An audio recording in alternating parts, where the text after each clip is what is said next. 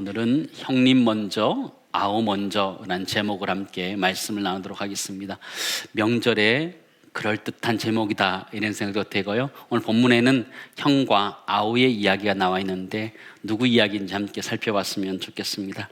우리 설 명절을 맞이하고 있는데요, 설 명절은 가족들과 함께 새해 인사를 다시 나누고 또 기쁨과 감사의 시간을 가지는 그런 날이기도 하는데요, 사실 새해가 시작되었지만 아직 또 지방에 계시고 흩어져 있기 때문에 직접 뵙지 못한 가정들도 참 많이 있을 텐데요, 연휴를 맞아서 이동하면서 부모님의 얼굴도 뵙고 또 우리 얼굴도 배워드리면서 서로의 건강도 확인하고 그런 시간들을 가지고 있습니다.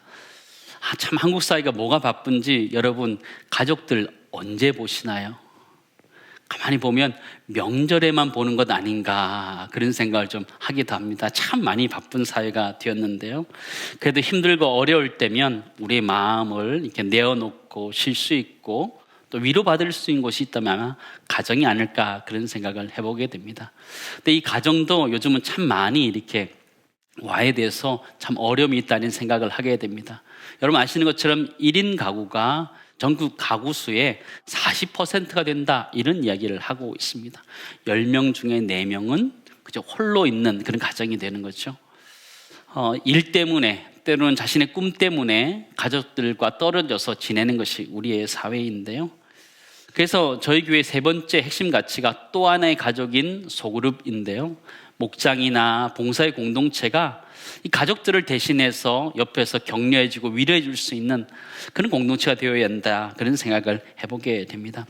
가족들은 사실 언제나 자신의 편이 되어야 되는 것이죠. 가족들은 사실 객관적으로 응원하는 것이 아니라 어떻게 응원해야 돼요? 주관적으로 응원해야 됩니다. 일방적으로 응원해야 되는 것이죠. 그 남편들이 아내에게 혼나는 이유가 있습니다. 왜 혼나는 것일까요? 남편이기 때문에, 남의 편이기 때문에 혼나는 거지요. 객관적으로 이야기한다면서 그죠? 남의 편 들기 때문에 혼나는 거지요. 네. 가족은 객관적으로 하는 것이 아니고 주관적으로 이야기해 줘야 되는 것이죠. 그래서 저는 결혼하는 커플들이 오면 꼭 이야기를 해줍니다. 남편이나 아내가 이야기하면 절대로 객관적으로 편들면 안 된다. 주관적으로 편을 들어줘야 된다. 다 네 말이 맞다라고 편을 들어줘야 된다 이렇게 이야기합니다. 그러면서 저는 이렇게 얘기합니다. 절대로 가르치려고 하지 말고 그냥 편이 되어 주어라. 편이 되어주면 그 사람이 알아서 잘 판단해서 갈 것을 믿어라 이렇게 표현해 주거든요. 여러분도 남편의 편이 되시기 바랍니다. 아내의 편이 되시기 바랍니다. 절대로 객관적으로 얘기하시면 안 됩니다. 항상 나는 당신 편이다 라는 것들을 알리면서 좀 행복한 가정이 되었으면 좋겠다 그런 생각을 하는데요, 오늘 성경에도 보면 사실 이 가족이지만 사실 편애 때문에 어려움들 겪는 가정의 이야기가 성경에 참 많이 기록되어져 있습니다. 쌍둥이였던 에서와 야곱의 이야기도 보면 그 아버지인 이삭의 편애가 있었다는 것을 우리는 부인할 수 없습니다. 그렇게 자랐던 야곱은 괜찮았나? 야곱 역시 요셉을 편애하는 것 때문에 요셉과 형제들이 어려움들을 겪었던 것을 우리는 잘 알고 있었지요. 오늘 본문의 내용은 그 요셉의 자손 이 므낫세와 에브라임의 이야기입니다. 형제의 이야기죠. 형과 동생의 이야기이기도 하고요. 누가 먼저냐, 누가 중요하냐 이런 얘기를 좀 나누려고 합니다. 요셉은 애굽 땅에서 두 아이를 낳게 되는데 므낫세와 에브라임이다. 이 두 사람의 자손들이 가나안 땅을 얻게 되는데 그 얘기를 하고 있는 것이지요. 이들이 누구인지 먼저 좀 살펴보기를 원하는데 므낫세, 에브라임 누구인지 창세기 41장 50절 말씀 보시기 바랍니다. 흉년이 들기 전에 요셉에게 두 아들이 나되 곧 온의 제사장 보디베라의 딸 아스낫이 그에게 낳은지라. 요셉이 그의 장남의 이름을 므낫세라 하였으니 하나님이 내게 내 모든 고난과 내 아버지의 온 집을 잊어버리게 하셨다 함이라. 차남의 이름은 에브라임이라 하였으니 하나님이 나를 내가 수고한 땅에서 번성하게 하셨다 함이었더라 라고 이렇게 표현하였죠. 여러분 므낫세 이름이 무엇이냐면 잊어버리게 하다라는 뜻을 가지고 있다는 것이죠. 에브라임은 번성하게 하다라는 이름을 가지고 있다는 것이죠. 므낫세를 낳았을 때 이 요셉의 마음의 상처가 많이 치료가 되었던 것 같아요. 많이 회복이 되었던 것 같아요. 그 다음에 에브라임이 태어났을 때 풍성하게 되었다, 더 낫게 되었다, 이런 얘기를 하는 것이죠. 성경을 보면 이 요셉은 므낫세를 낳고 에브라임을 낳으면서 그가 온전히 회복되었다라는 것을 우리는 보게 되고, 이들의 자손들이 지금 와서 이 가나안 땅을 유업으로 받고 있는 것을 보게 됩니다. 1절에 4절 말씀 보시기 바랍니다. 제가 읽어드리겠습니다. 요셉 자손이 제비 뽑은 것은 여리고 셈 동쪽 곁 여리고 곁 요단으로부터 광야로 들어가 여리고로부터 베델 산지에 올라가고 베델에서부터 루스로 나아가 아렉 족속의 경계에 지나 아다롯에 이르고 서쪽으로 내려가 야블렛 족속의 경계와 아래 벳호른과 게세레까지 이르고 그 끝은 바다라. 요셉의 자손 므낫세와 에브라임이 그들의 기업을 받았더라 라고 이야기하죠. 사실 므낫세가 받은 땅은 요단강 동편에도 이미 있었고 서편에도 이제 받게 되는 것이죠. 그 동편 땅은 그저 모세 시대에 이미 받았고 여호수아 시대에 넘어와서 지금 서쪽을 지금 분배받고 있는 장면을 보여주고 있습니다. 지도를 좀 보여주시죠. 아래쪽 호수가 사이다라는 얘기를 계속 드리고 있지요. 왼쪽 편에 보면 유다 자손이 분배받은 땅이 지금 표현되어져 있고요. 그 위쪽으로 보면 노란색 땅이 에브라임이 받은 땅이고 그 위에 연두색이 서므낫세 지파가 받은 땅이다라고 보시면 되겠습니다. 므낫세와 에브라임은요 형제입니다. 누가 형이고 누가 동생이죠? 므낫세가 형이고 에브라임이 동생입니다. 근데 성경을 보면 에브라임이 더 축복을 받은 것 같다 이런 생각이 들어요. 저는 이 말씀을 묵상하는데 옛날 광고가 생각나더라고요. 여러분 혹시 기억나십니까? 형님 먼저 아우 먼저. 예전에 그죠? 1973년도에 구봉서 씨와 곽구이석 씨가 서로 이렇게 라면 선전하는 것이었습니다. 형님 먼저 드시지요. 아우 먼저 들게나. 형님 먼저, 아우 먼저. 동생이 제가 먼저 이렇게 하다가 웃으면서 넘어갔던 그런 광고였는데 아직도 생생합니다. 아직도 생생해요. 출생이로는 이 므낫세가 분명하게 먼저인데요. 축복으로는 에브라임이 먼저 등장하고 있어요. 므낫세가 땅을 분배받았다라는 얘기보다 에브라임이 먼저 땅을 분배받은 것으로 기록되어져 있다는 것이죠. 우리 지난 시간에 유다 지파가 먼저 땅을 분배받았다는 얘기를 듣게 되었습니다. 이는 장남이 아니었지만 유다 지파가 먼저 받게 되고 그 다음에 에브라임 지파가 받게 되는 거예요. 므낫세가 받지 않고 에브라임이 먼저 받고 있는 것을 보게 되지요. 이 축복의 역사는 알고 보면 야곱으로부터 시작된 것을 보게 돼요. 창세기 48장 말씀 보시기 바랍니다. 요셉이 그 아버지가 오른손을 에브라임의 머리에 얹는 것을 보고 기뻐하지 아니하여 아버지 손을 들어 에브라임의 머리에서 므낫세의 머리로 옮기고자 하여 그의 아버지에게 이르되 아버지 그리 마옵소서 이는 장자이니 오른손을 그의 머리에 얹으소서 하였으나 그의 아버지가 허락지 아니하며 이르되 나도 안다 내 아들아 나도 안다. 그도 한 족속이 되며 그도 크게 되려니와 그의 아우가 그보다 큰 자가 되고 그의 자손이 여러 민족을 이루리라 하고 그러죠. 오른쪽을 그죠?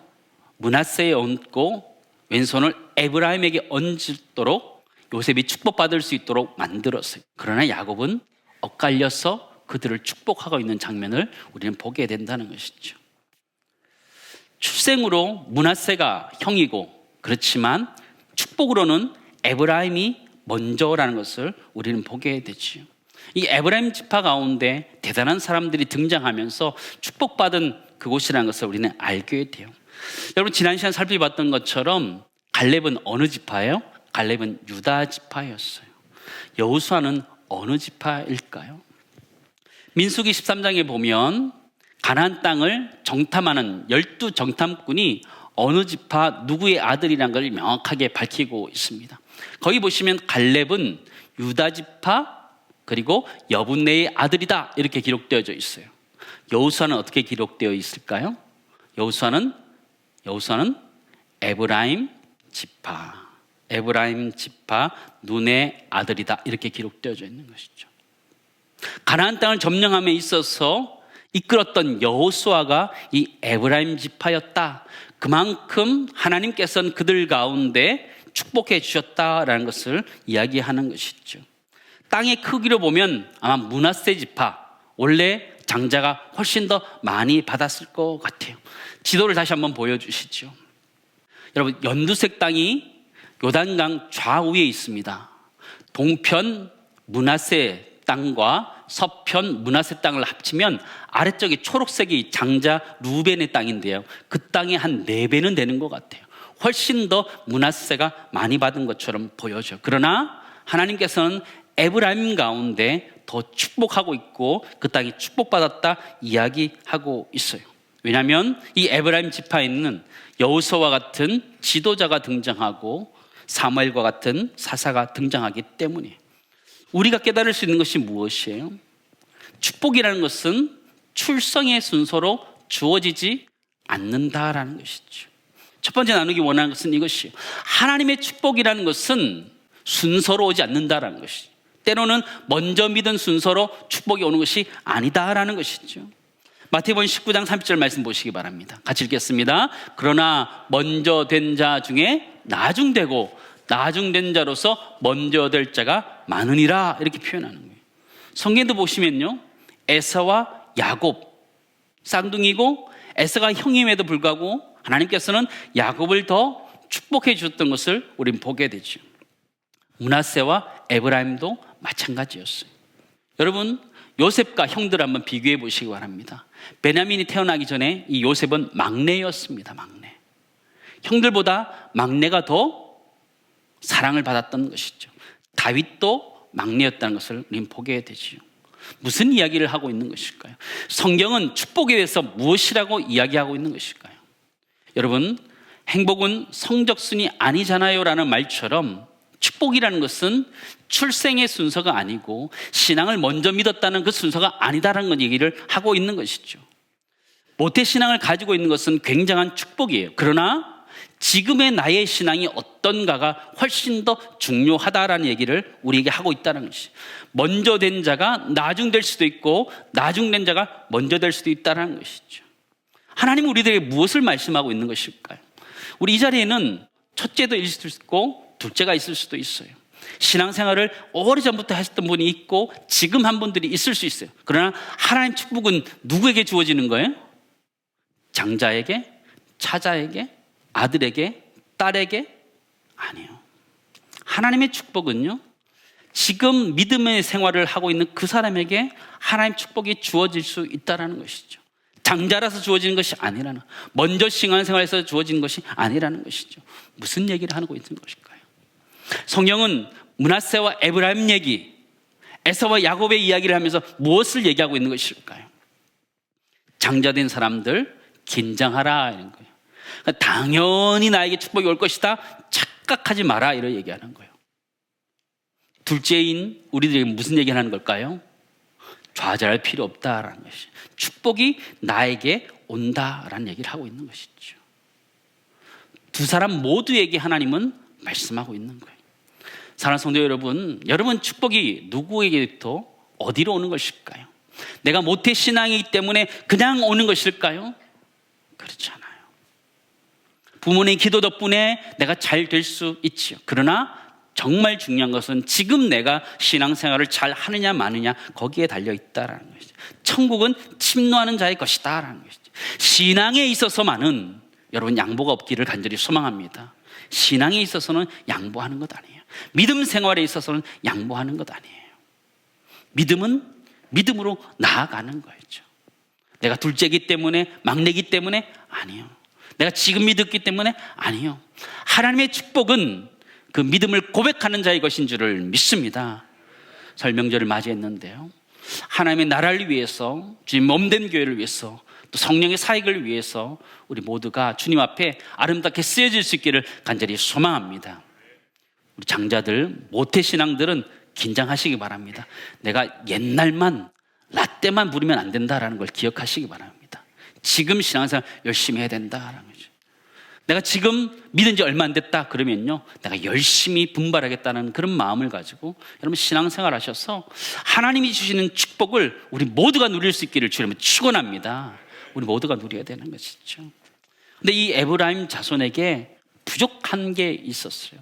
여러분 10절 말씀 보시면 그들이 게셀이라는 지역을 얻게 되는데요, 이 게셀이라는 이름이 보시면 당근이라는 뜻이에요. 당근처럼 이렇게 길쭉하게 생겼다, 그래서 아마 게셀이다 이렇게 불려지는데요, 위치를 한번 봤으면 좋겠는데 지도를 잠깐 보여주시죠.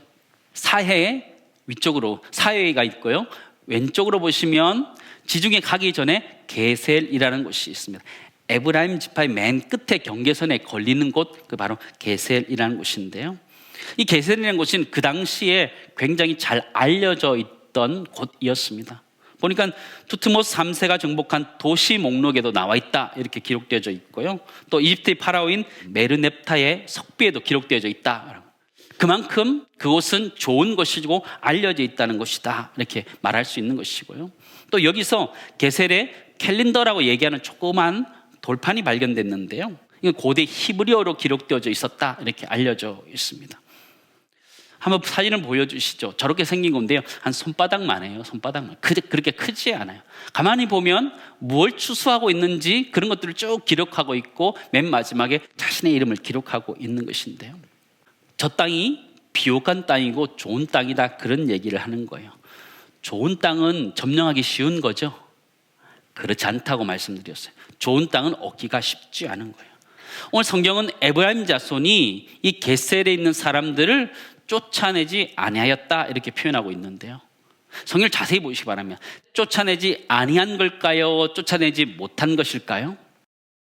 그게 그거 아니냐, 쫓아내지 않은 거나 쫓아내지 못한 것이나 비슷하지 않냐 그렇게 생각하는데 그렇지 않아요. 10절 말씀 보시기 바랍니다. 우리 같이 읽겠습니다. 그들이 게셀에 거주하는 가나안 족속을 쫓아내지 아니하였으므로 가나안 족속이 오늘까지 에브라임 가운데 거주하며 노역하는 종이 되니라. 그래요.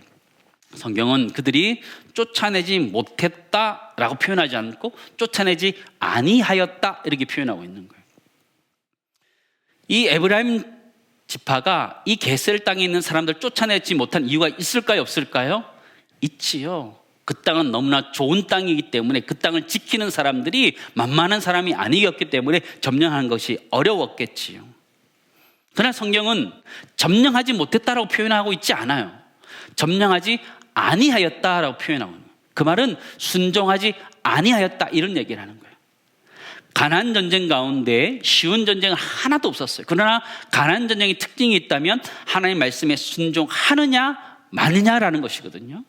그렇다면 이 에브라임 자손에게 아쉬운 점이 있다면 게셀 땅에 대해서 그들이 너무 쉬운 마음을 가지고 그냥 안주하였다 이렇게 볼 수 있는 거죠. 하나님 말씀에 순종하여서 점령해야 되는데 그것을 하지 않았다라고 표현할 수 있는 거죠. 근데 그곳에는 더 이적인 그들의 마음이 숨겨져 있었어요. 10절 말씀 보시면 이렇게 기록되어 있는데요, 가나안 족속이 오늘까지 에브라임 가운데서 거주하여 뭐가 되었다 그래요?